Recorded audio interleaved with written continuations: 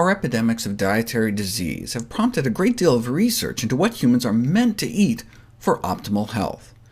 In 1985, an influential article was published proposing that our chronic diseases stem from a disconnect between what our bodies evolved eating during the Stone Age, during the last 2 million years, and what we're stuffing our face with today, advocating for a return towards a hunter-gatherer type diet of lean meat, fruits, vegetables, and nuts. Though it may be reasonable to assume our nutritional requirements were established in the prehistoric past, the question of which prehistoric past remains. Why just the last 2 million? We've been evolving for 25 million years since our common great ape ancestor, during which our nutrient requirements and digestive physiology were set down, and therefore probably little affected by our hunter-gatherer days at the tail end. So what were we eating for the first 90% of our evolution? What the rest of the great apes ended up eating, 95+% plants. This may explain why we're so susceptible to heart disease. For most of human evolution, cholesterol may have been virtually absent from the diet. No bacon, butter, trans fats, and massive amounts of fiber, which pulls cholesterol from the body. Now this could have been a problem, since our body needs a certain amount of cholesterol, so our bodies didn't just evolve to make cholesterol, but preserve it, recycle it. Our bodies evolved to hold on to cholesterol.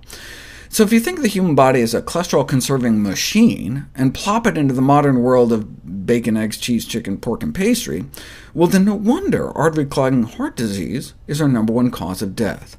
What used to be so adaptive for 90% of our evolution, holding on to cholesterol at all costs since we ain't getting much of it in our diet, is today maladaptive, a liability leading to the clogging of our arteries. It seems our bodies just can't handle it.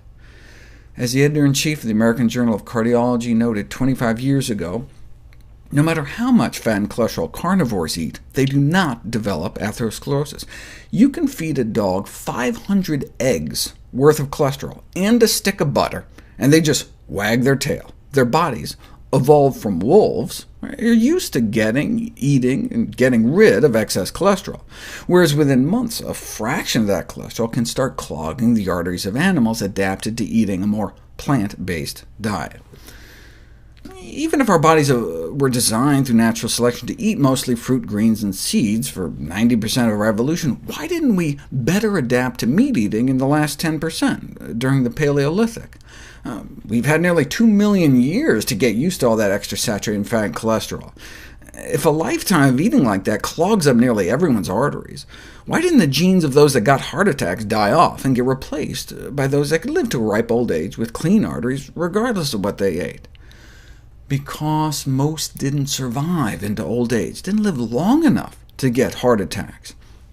When the average life expectancy is 25, then the genes that get passed on are those that can just get us to reproductive age by any means necessary, and that means not dying of starvation. So the higher the calorie foods, the better. So eating lots of bone marrow and brains, human or otherwise, would be a selective advantage, as would discovering a time machine stash of Twinkies, for that matter. If we just have to live long enough to get our kids to puberty to pass along our genes, then we don't have to evolve any protections against the ravages of chronic disease.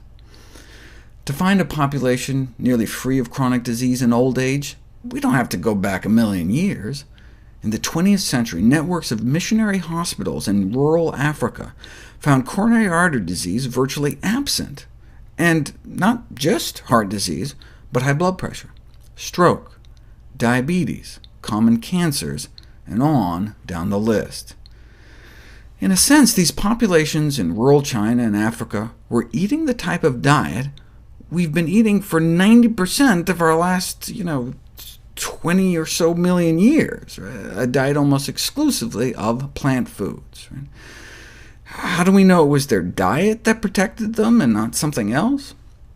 Well, in the 25-year update to their original Paleo paper, they tried to clarify, look, they did not then and do not now propose that people adopt a particular diet just based on what our ancient ancestors ate. Dietary recommendations must be put to the test.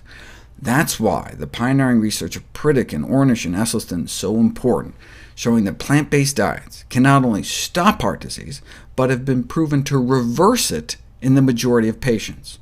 Indeed, it's the only diet that ever has, perhaps because that's what we ate throughout the vast majority of our evolution.